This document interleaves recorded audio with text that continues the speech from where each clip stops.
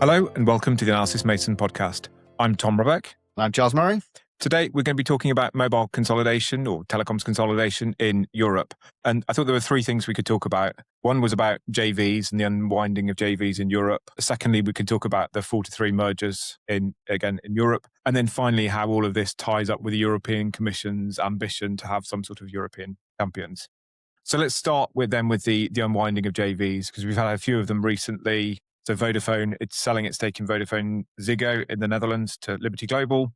At the same time, it's buying Hutchison out of VodafoneThree. And we've also had Orange taking a full stake, taking full control of MasOrange in Spain. So I think there are a few reasons behind this. One is sort of triggered maybe by Hutchison saying it's exiting some, maybe all of its telco investments in Europe. So that's obviously behind the VodafoneThree deal. There's also, I think, some structural reasons. The European market is maybe more stable than it has been for a while. Revenue for most of these operators is up massively, up a few percent. Profit margins also seem to be stable or improving. And also the share price. If you look at most of the big European operators, the share price is up kind of 20, 30% over the last year and a half. So quite strong growth. And I guess also JVs, where we have JVs, they were never meant to be permanent. I mean, the VodafoneZiggo one's lasted 10 years, which is kind of surprising. It certainly is a long time, and JVs, by their definition, get set up when a merger tends to happen, and it's difficult to buy out at that point. Yeah. But ultimately, it's difficult having consulted and worked with operators belonging to several shareholders. Can be quite hard work. They need both shareholders and their ambitions. Yeah. So I think ultimately JVs are set to unwind, and quite a theme. Yeah, because it's always every big decision has to go through kind of three sets of decision makers, because the company itself and then the two shareholders, can be quite slow. Anything else you'd add to the list of why we're seeing these JVs unwind? I think probably a little bit more upbeat. With the consolidation, happened in the UK and likely to happen in other markets, in France, maybe Italy, although that's got a few challenges, and some of the smaller markets as well. We've seen some RAN shares as well, RAN shares pop up. Network sharing. I think from that perspective, there's a question, an underlying sort of expectation that the economics of the market generally improve over time, hence the share type, uptick, etc. So I think there's a bit more buoyancy in the market. I wouldn't say it's going to go through sort of stellar growth that you're seeing in AI, but in reality, I think it's a little bit more of a buoyant market, and that is leading to activity. Which also, so I guess let's go on to the second topic, which is about 4-3 mergers. You talked about France, maybe it'll happen in Italy as well. The one or two other smaller markets where we may see it happening. So do you want to talk about the connection between the unwinding of the JVs and the 4-3? I mean, a lot of these 4-3s, they kind of happen because of a lot of the unwinding of the JVs happened because of the 4-3 or other consolidation. Yeah, although in reality, a lot of them, like Spain, when MasOrange came together, in reality, they freed up spectrum and let Digi into the market. So whilst on paper it appeared to be a 4-3 consolidation, in reality, fourth operator entered the market. And in reality, if you look at the numbers in Spain, it's a worse picture than it was 3 or 4 years ago on an ARPU level. So from that perspective, the consolidation hasn't necessarily had the market improvement you expect from it, and in reality, the market's worse. So I think from that perspective, the consolidation agenda is picking up steam, because it's not going to be a fourth entrant coming back into the market post their 4-3. It's actually the Commission sort of, indicated that a 3-operator market is acceptable from a competition perspective, and thus, the operators are sort of struggling, racing to get there, and it will end up being like the UK, a 3-operator market. And I guess some of the logic that applies to the unwinding of the JVs, the fact that these big operators are a bit more stable, the market's a bit more stable, it helps them. They're not going to get into massive debt. They're not going to massively increase their debt level by acquiring the fourth player or merging with the fourth player. Yeah. And in some ways, being a cleaner shareholding structure means you're more flexible, more nimble about doing things. Often when you bring two operators together, you're not quite sure what the outturn's going to look like.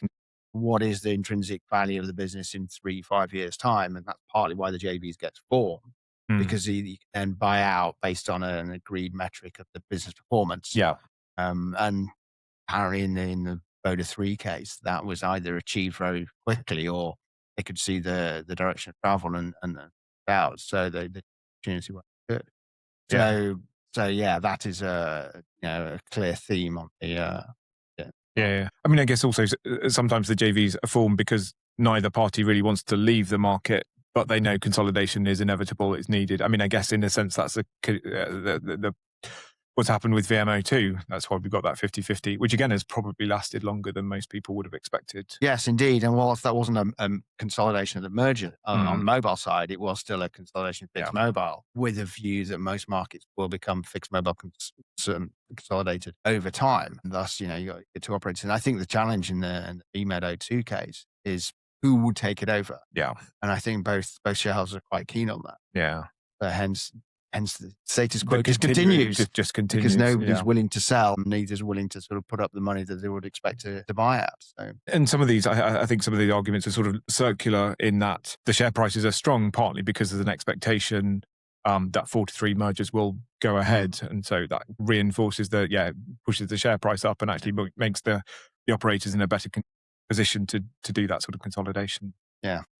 Let's go to the third of our topics then, which is about the European Commission, European unions aim to have European champions. So the Verizons and AT&T of Europe, yeah. So how do you think all of this links to the unwinding of the JVs, the 4-3 mergers? Are we any closer to having those European champions because of it? Probably. In some ways it's difficult to say whether the merger at a local level will impact an overall group level. I mean, we've seen some ways the big operator groups who'd expect, to be possibly knocking down the Commission's door and saying we want to be a pan-European player, seeing quite a lot of divestment ultimately. Yeah. I mean, Vodafone were probably closest to it, but they divested Spain and Italy. Yeah. Now the Netherlands. So from their perspective, it's a much smaller footprint.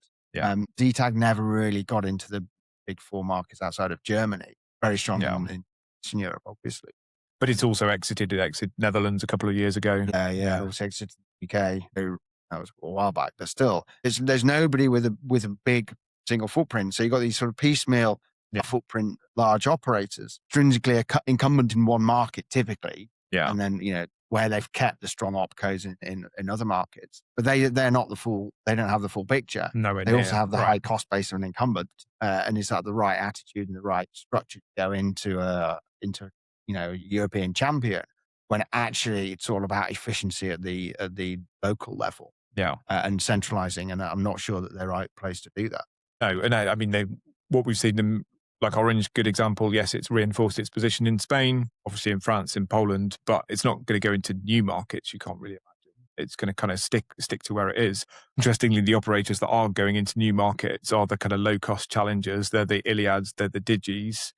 And they may be better placed to be a pan-European brand. To be a pan-European brand, to make a success of it in the first place. I think if you're a successful challenger in one market, which in a sense is what Digi and Iliad both were in their home markets, you can take that same model, you apply it to a different country, and because you're a challenger in the different country, the same model is largely going to work. Whereas the big European ex-incumbents, they were a successful incumbent dominant player, but then they go to another market where they're the challenger, and they have to use a completely different rule book, and it hasn't really worked. Yeah, I think that's been part of the problem with the incumbent mentality.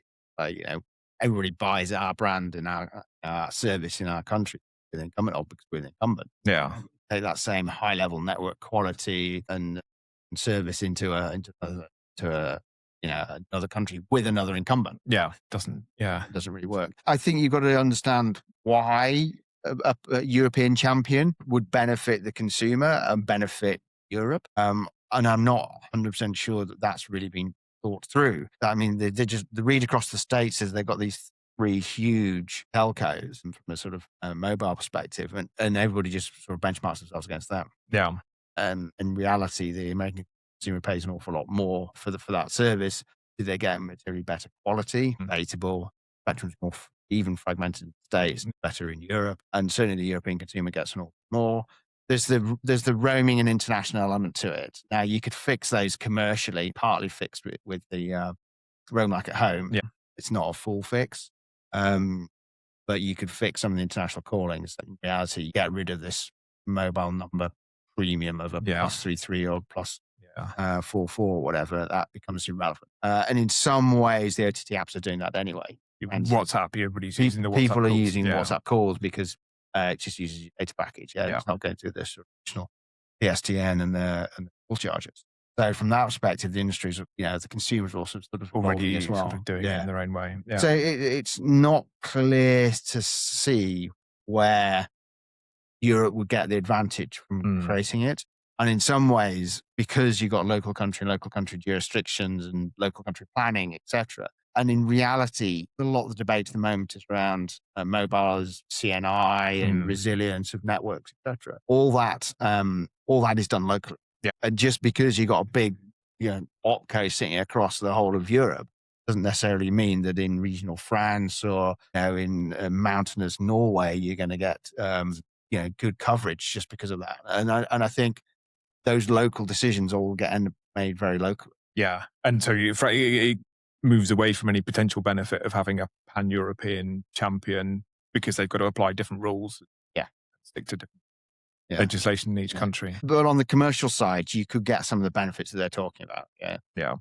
Around the roaming, like improving that, international calling, etc., removing the barriers on that. So if they brought in sort of slightly more aggressive rules, I mean, the other really aggressive rule is pretty far out, and it would cause, I think, the industry a long-term sort of structural shift. But that's to allow you to any operator to sell any mobile number. So you could sell a +33 French number, you could sell a Spanish number, but the package you're selling will be in Romania or somewhere. Yeah. And I think that would really put the cat amongst the pigeons. And obviously there'll be an awful lot of industry pressure against it. But you would end up sort of leveling it from a consumer perspective. Whether that creates the incentives to invest in critical infrastructure and gets the return is another possibly matter. not. Possibly not. Yeah. So in some ways, you be careful what you wish for when it comes to this sort of thing, because actually it may be that some of the steps that they could take would actually undermine what they appear to want, which is the more larger resilience, ambition. Yeah. more resilience, better network quality, faster rollout. And I don't think just a pan-European champion on its own would do that. Yeah. Interesting. Okay, good. I think let's leave it there. There's an article which is based on the unwinding of the JVs. We'll post a link to that in the show notes. If you don't automatically like to receive future episodes, please subscribe to the Analysis Mason podcast. And we'd also welcome any feedback or comments. Thank you for listening. Thank you.